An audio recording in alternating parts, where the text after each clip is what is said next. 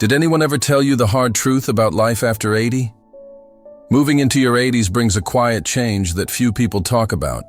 Not the surface things like birthdays or slower mornings, but the deeper, often unspoken changes. It's a time filled with both wisdom and loss, being present and feeling distant, deep peace and sometimes deep loneliness. If you're not ready for some of those shifts, they can catch you off guard. You might wonder, why didn't someone tell me? In this video, we're walking through 5 hard truths of life after 80. Not to scare you, not to make you sad, but to offer clarity. When you see these things coming, you're no longer at their mercy. You can prepare for them and meet them with strength instead of surprise. We'll talk about the shrinking circles, the body that doesn't bounce back the way it used to, the creeping need for help that feels uncomfortable even when it's needed. We'll discuss the quiet way society starts to overlook you, and that strange ache that shows up when old regrets meet too much time and too little purpose. Stay with us until the end, because while some of these truths may feel heavy, they also open the door to something powerful. Acceptance, strength, and a chance to shape the final stretch of life with the kind of dignity no one else gets to define but you. Let's talk about what really happens after 80 and how you can walk through it with open eyes, steady hands, and your head held high. One of the first realities that hits after 80 isn't physical, it's about relationships. The people who once filled your world begin to fade, often without warning. Friends pass, neighbors move, siblings grow quiet. Even longtime companions who once called every week start calling every few months. It's not personal, it's just time. But it leaves a space that can feel hollow. No matter how strong or independent you are, you wake up one morning and realize the phone doesn't ring like it used to. The invitations slow down, the family visits grow shorter, more rushed. People still love you, but they're busy or distracted or dealing with their own aging in different ways. Slowly, the everyday interactions that once kept your life rich with voices and laughter start thinning out. This isn't something anyone prepares you for. In your 60s and even 70s, most people are still around. There's energy, movement, check-ins. But after 80, there's a shift. You begin to outlive people, you begin to outpace conversations. That shift is quiet. So quiet that at first, you might not even notice it's happened. I knew a man named Walter, 84, who used to go to the same coffee shop every morning for years. The staff knew his order. His friends met him there without texting. First, it was a rhythm, but over time those friends stopped coming. Some passed, some moved, and others just stopped driving. One day Walter told me, "It's strange to walk into a place where everyone used to know your name, and now you're just the man in the corner booth." The pain of that kind of loneliness isn't always loud. It doesn't always come with tears or visible grief. Sometimes it's just a long silence after dinner or a walk that feels a little too quiet. It's realizing that the list of people who really know you is getting shorter, and you can't stop it. But knowing this reality means you can do something about it. You can open new doors even when others have closed. You can stay connected on your terms, whether through a church group, a weekly lunch, a phone call you start, or even a letter. After 80, connection doesn't come to you the way it once did. You have to go get it, and that takes courage. But you've made it this far. You already have that courage in you. By the time you reach 80, your body doesn't whisper, it speaks clearly. The little aches that used to come and go now stay. The tiredness that once passed after a nap might stretch into the next day. The truth that catches many people off guard is this: after 80, even small health problems can change your life overnight. You might wake up feeling fine, go about your day, and by evening, something feels off. A little dizziness, a sore leg, a cough that sticks around longer than expected. Suddenly you're sitting in a waiting room hearing words like monitoring, imaging, or possible admission. What used to be brushed off with rest now demands attention. Often there's no going back to how things were before. What makes this stage so difficult isn't just the physical pain, it's the unpredictability. You can do everything right, eat well, Move gently, get your sleep, and still feel like your body is one step ahead of you, making decisions you didn't agree to. A misstep on the stairs can lead to weeks of recovery. A stomach bug can drain you for days. Even when you recover, things don't always return to normal. Your balance might feel off. Your breathing might take more effort. The bounce back isn't what it used to be. I once met a woman named Gloria, 81, who was sharp, active, and proud of her independence. She loved tending her backyard garden, walking the neighborhood, staying engaged with her book club. But after a minor fall while trimming a rose bush, everything changed. It wasn't the injury. It was the aftermath, she said. Weeks of rest turned into months of reduced strength. Her confidence slipped. I thought I was just taking a break, but my body treated it like a full stop. That's the part no one tells you. At 80, rest is not always healing in the same way. It can turn into decline if you're not careful. Sometimes even when you're careful, your body decides to slow down anyway. You realize you're not bouncing back. You're adapting forward. But here's the strength in knowing this. You start honoring your energy more wisely. You learn to pace yourself, not out of fear, but out of respect for what your body has carried you through. You treat health not as a guarantee, but as a daily practice, a sacred one. When you do that, even if the bounce is gone, your footing becomes steadier. You walk slower, but more aware. You rest longer, but more intentionally. You begin to see that even a slower body can still carry a strong spirit. If you're still watching this video and finding these insights valuable, please comment number 2 below to let me know you're here. If you haven't subscribed yet, I recommend you subscribe and turn on the bell so you don't miss any videos. Your support helps us continue creating good content to inform and inspire you. Now, let's move forward. No matter how independent you are, one of the hardest pills to swallow after 80 is this. You start needing help for things you used to do without thinking. It doesn't happen all at once. It creeps in quietly, subtly, until one day you notice you're avoiding the high cabinets. You're holding onto the railing just a little tighter. You're hesitating before getting behind the wheel on a rainy day. Even though part of you still feels capable, another part knows some things aren't as easy anymore. What makes this reality difficult isn't just the physical shift, it's the emotional one. For those who've lived decades taking care of others, the thought of becoming the one who needs help can feel deeply uncomfortable. You may start feeling like a burden, or you may begin hiding what you can't do. Skipping the grocery trip, not telling your kids you tripped, trying to fix the light bulb on your own, even though your shoulder's been hurting for weeks. The desire to stay independent doesn't go away. If anything, it grows stronger. But the truth is, independence after 80 looks different than it did at 60. It's not about doing everything alone. It's about knowing when to ask for help and being brave enough to accept it. I knew a man named Eugene, 85, who prided himself on doing everything himself.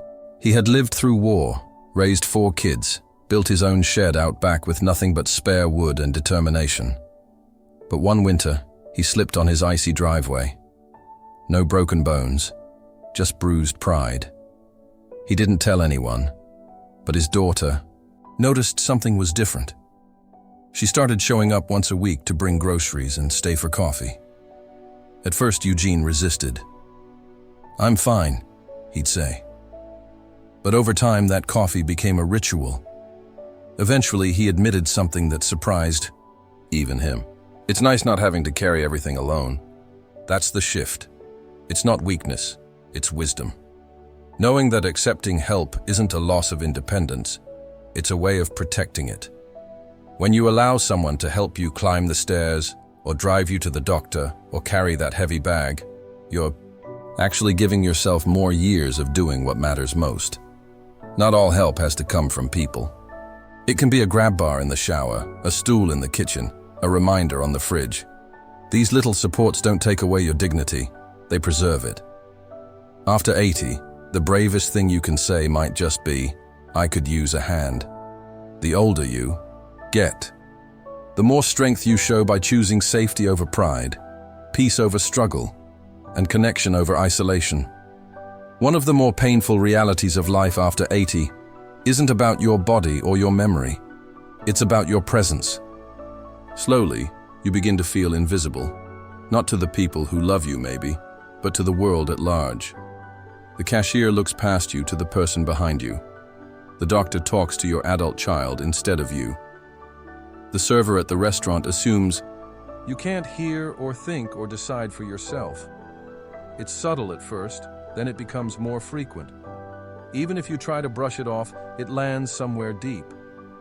No matter how old we are, we still want to be seen. When you've lived a full life, worked, raised a family, made decisions, weathered storms, it's jarring to feel dismissed just because your skin has folded or your hair has grayed. What hurts more is that it's rarely meant with malice. A fast world that forgets slow steps still carries stories. A society obsessed with youth that forgets the strength it took to reach this age. Unless you speak up, you risk shrinking, not because you've lost your voice, but because others stop listening. I remember a woman named Irene, 86, who volunteered at a local museum. One day, a visitor asked the staff a question she could have answered in her sleep. After all, she lived through that very decade of history, but the question skipped right over her. When I asked her how she felt, she just smiled and said, "I'm used to it." But there was sadness in that smile, the kind that comes from being seen as furniture instead of fire. But you are not furniture. You are not background. You are still here, still thinking, still contributing. Just because the world sometimes forgets that doesn't mean you have to. So what can you do? You speak anyway. You ask the questions. You offer the opinions. You vote. You share your stories even when no one asks. You stand up even if your knees wobble. Every time you claim your space in the room, you remind the world and yourself that you are not done yet. You are not invisible. You are a living library, a witness to time, a voice that still matters. You don't have to shout to be heard. You just have to refuse to disappear. If you're still watching this video and finding these insights valuable, please comment number 4 below to let me know you're here. If you haven't subscribed yet, I recommend you subscribe and turn on the bell so you don't miss any videos. Your support helps us continue creating good content to inform and inspire you. Now let's move forward. As you move deeper into your 80s, a strange quiet settles in. Not just in your home or your schedule, but inside you. Life slows, the calendar isn't as full, and with that slowness comes space. Space to reflect, remember, replay.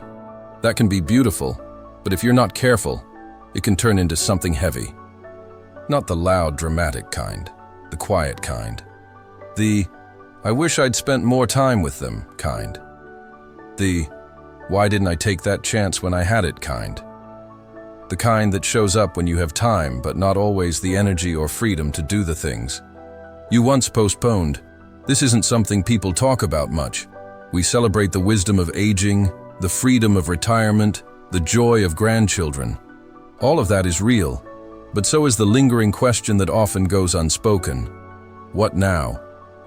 If you've spent your whole life working, giving, running, raising, serving, and then it all stops, it can feel like your purpose is fading with it. I knew a man named Stanley, 88. He had been a teacher for over 40 years. After he retired, he felt proud but also strangely hollow. "No one needs me anymore," he said once. But that wasn't true. He just hadn't yet found a new way to be needed. Purpose doesn't retire. It changes shape. Maybe you don't build houses anymore, but you build confidence in your great-grandkids with your stories. Maybe you don't lead meetings, but you lead with presence when someone is grieving. Maybe you don't solve big problems, but you solve loneliness. With a smile to a neighbor, the danger of regret isn't that you've made mistakes. We all have. It's that you sit in them too long without turning them into something meaningful. When you redefine purpose not as productivity, but as presence, you begin to realize that you still have so much to give. not just to others, but to yourself. Bye. Most important work you'll do after 80 may not be for legacy or applause. It may be this: waking up with kindness in your heart, curiosity in your eyes, and enough courage to ask, how can I bring light today, even if just a little? That's not regret. That's redemption. And it's never too late to find it. Reaching your 80s is no small thing. It's a landmark built on decades of love, loss, effort, change, and strength. But with that strength comes new challenges. Some of them subtle, others hard to ignore. Facing these realities doesn't make you weak. It makes you honest. It means you've lived long enough to see life for what it truly is: unpredictable, sometimes unfair, but still deeply worth showing up for. So which of these 5 realities struck you the most? Was it the silence that comes when your social world begins to shrink? The frustration of a body that doesn't recover like it used to? The discomfort of needing help when you've spent a lifetime being the helper? Maybe it was the invisible feeling that comes when the world moves too fast to see you, or the ache that grows when your purpose isn't clear anymore. Whatever it was, I hope you felt seen. The truth is, you're not alone in any of this. Not in the slowing down, not in the forgetting, not in the questions that keep you up at night, or the moments that make you wonder what comes next. Here's the good news. Even now, even at this stage, you get to choose. You can choose connection. You can choose rest. You can choose to ask for help. You can choose to speak louder when someone overlooks you and softer when someone needs your grace. You can choose to forgive yourself for what didn't happen and honor yourself for what did. This chapter of life isn't the end. It's the deep part of the story. The part where every word carries weight. The part where small gestures mean more than grand ones ever did. The part where your presence, your patience, your perspective, these become your power. Thank you for joining us today. We'd love to hear from you. Leave a comment below and share one thing you learned today and how you plan to use it in your life. Your thoughts are important to us, so don't hesitate to share them. Reading your comments gives us great motivation and encouragement. If you enjoyed this video and found it helpful, please like, subscribe, and share. Your support helps us continue creating good content to inform and inspire you. Thanks for watching, and we look forward to seeing you in the next video.